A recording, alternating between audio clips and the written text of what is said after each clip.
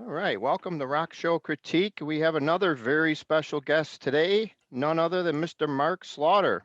Welcome. Hey there. Thank you. Good to be here.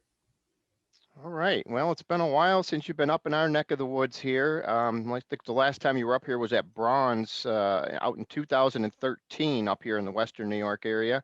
Right. What in the world have you guys been up to lately?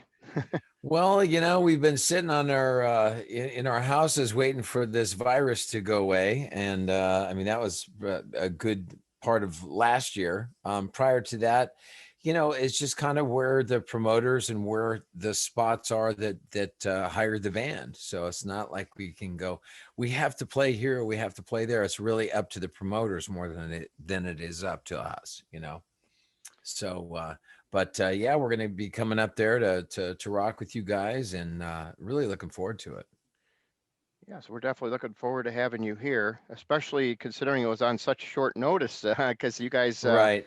filled in. Everybody was looking forward to see Skid Row, and then all of a sudden they threw us a curveball and said, "Up, no Skid Row." And when we heard Yeah. that you were coming, we said, "Wow, that's at least we got a really good band to come in here," and everybody's excited still about seeing the show. So that's awesome. Nice.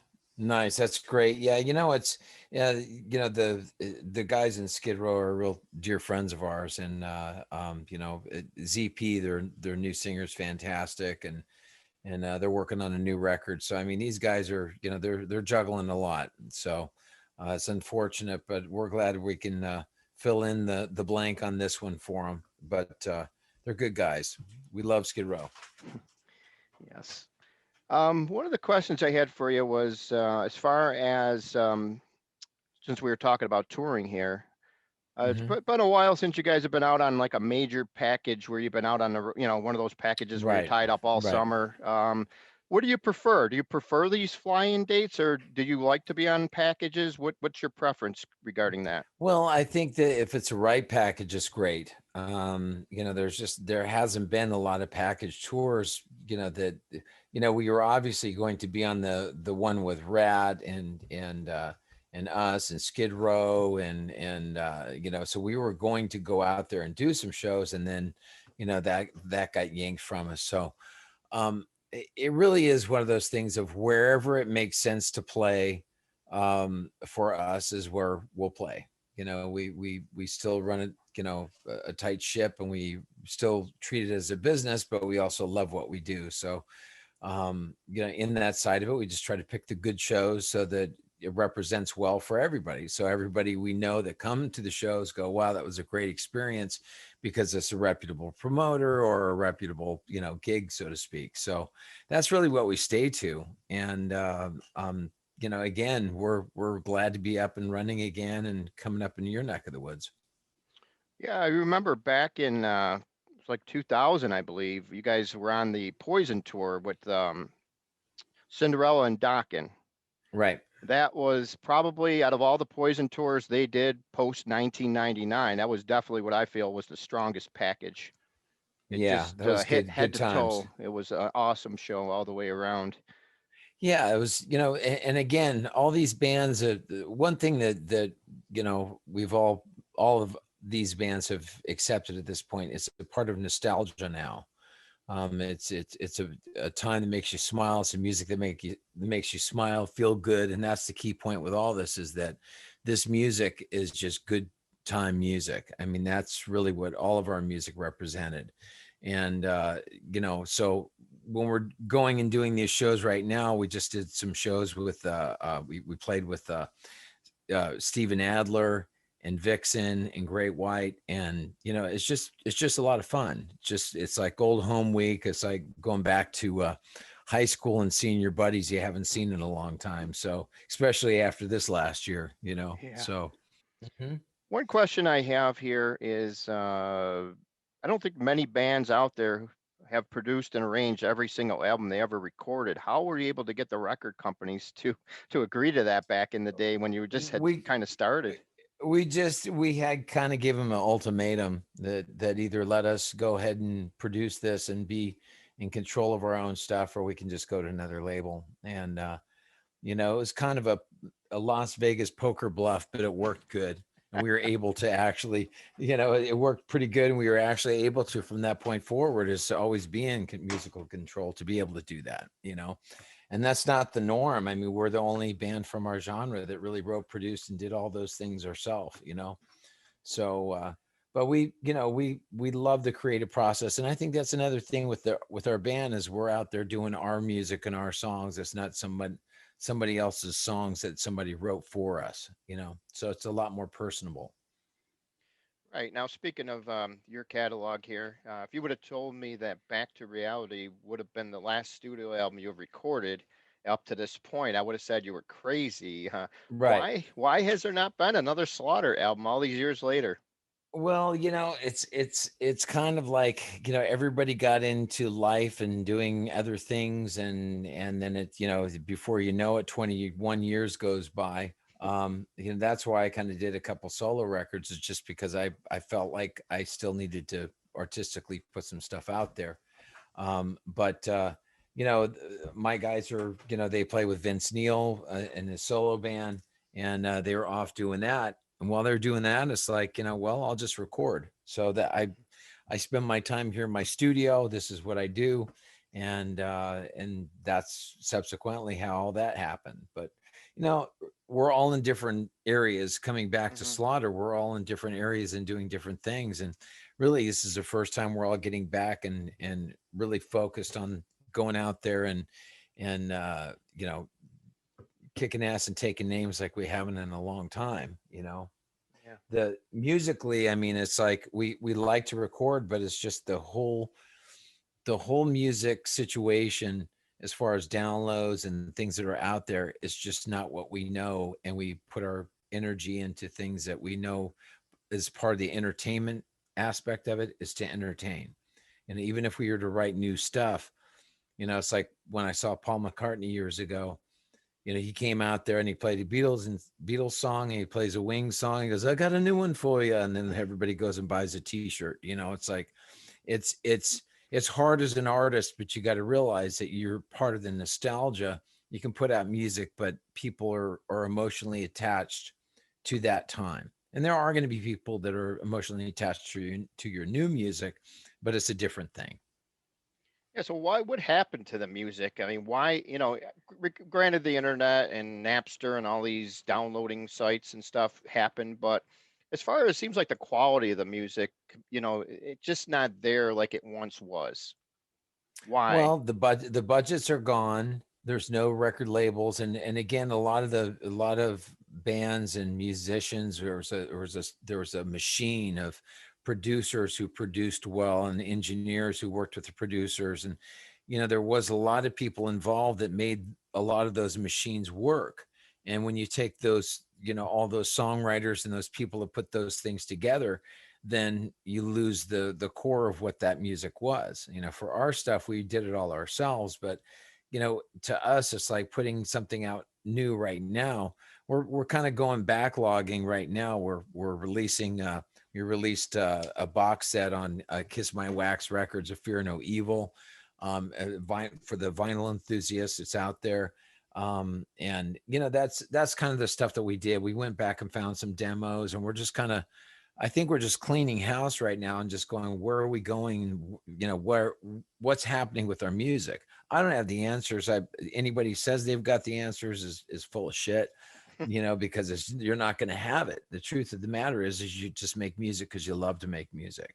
And, my guys, we're all doing different things. We all have, my you know, Dana and Blando have kids, and mine are grown, so I'm in a different space than they are. This is my space.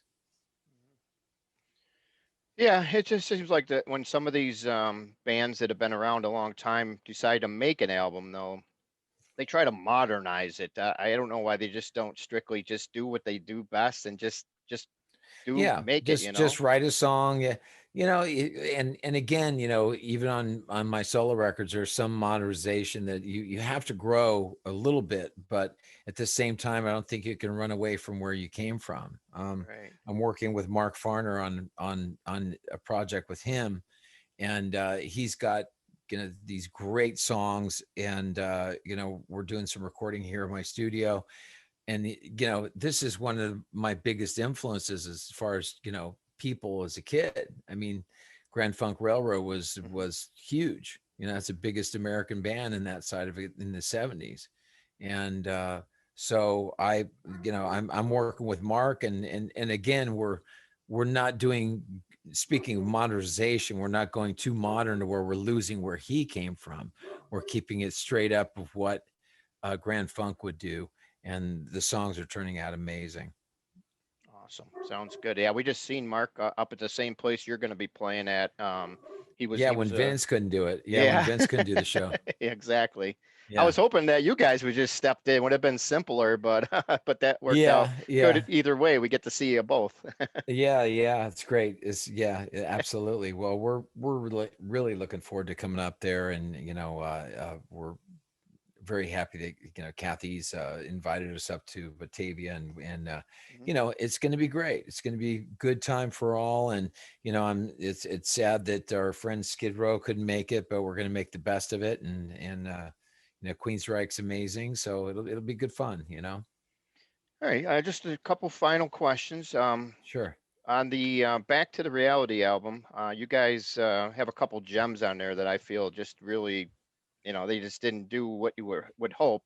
So coming Hmm. from your perspective, I'm talking about Love is Forever and Nothing Left to Lose, two tracks that Right. really stand out on the album. So what is it like when when you write a song and you hit it out of the park, but for whatever reason you just don't get the result you were hoping for? How do you view it like Well, at that point? truthfully, I think a result is for somebody, like yourself, saying these are the songs that I relate to. Hmm. If it becomes a part of your soundtrack and a part of your life, that's all you can really want, and really get out of from an artist, is to have people to like your music. So thank you.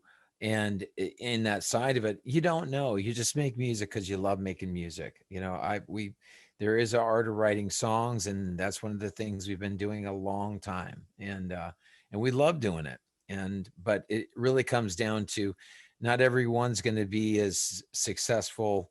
It's like having kids, they're all going to be wired different. So whatever rises to the top is what it is, and you only get about a 60-minute to 75-minute show, so you got to try to fit the songs that works for everybody, so you Hmm. can't go into some of the deeper tracks that you're discussing, because it's not what people know. You got to stay with the nostalgia side of it, and that's hard as an artist, but at the same time, as an entertainer, you want the reaction, and you also want to make people happy, so you got to lean that way. So Yeah. yeah, it's difficult, but that's part of what we battle with as musicians, is to, hey, what about that one song from that? Oh yeah, I'm like, yeah, I love that song, but these people don't know it.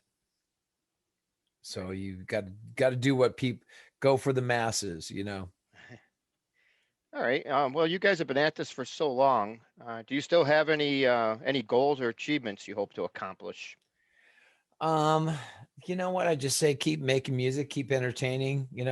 Ultimately, that's what we do. We just try to make people smile, and come out and have a good time. And certainly that's one of the things that is gone with all these bands, Skid Row, and all of us. It's a time to go out and with your friends, and have a beer, or just sing loud and have a good, clap your hands and scream real loud. It's fun. We all enjoy it. It's a really great relationship that we have, and we feel very blessed in the side that we've been able to do this for as long as we have. Okay. Well, final question. As far as you had just done that Fear No Evil Fear box No thing. Evil, yeah, box Yeah. set. Uh-huh. So, do you have any plans for the rest of the catalog? Maybe remastering it or adding on some Yeah, other tracks, stuff like that down the road? yeah, we're gonna do that. That's one of the things that we've discussed with uh with that, just for vinyl, and we're just doing it for vinyl only. And yeah, we're kind of focused on that right now, and is also going into the deeper tracks like we did on Fear No Evil. We have a whole bunch of our demos and stuff that has never even been heard before, and we went into that. We're getting it remastered, so it's made for vinyl, it's mastered for vinyl, and not just for CD. And there is a difference. So all you audiophile guys, we're doing it half speed masters. It's the real deal. And we're glad to be putting out the time capsule is how we're looking at it, and that's why we're so involved with it. Gotcha. All right. All right. Was there anything else you want to add or anything else you have to say before I let you go here? Yeah, just looking forward to seeing everybody. Come on out and see us in Batavia, and I'm just really glad that we're able to fill the spot for this show. And everybody, come on out and let's uh, let's hoot and holler and have a good time. All right. Sounds good.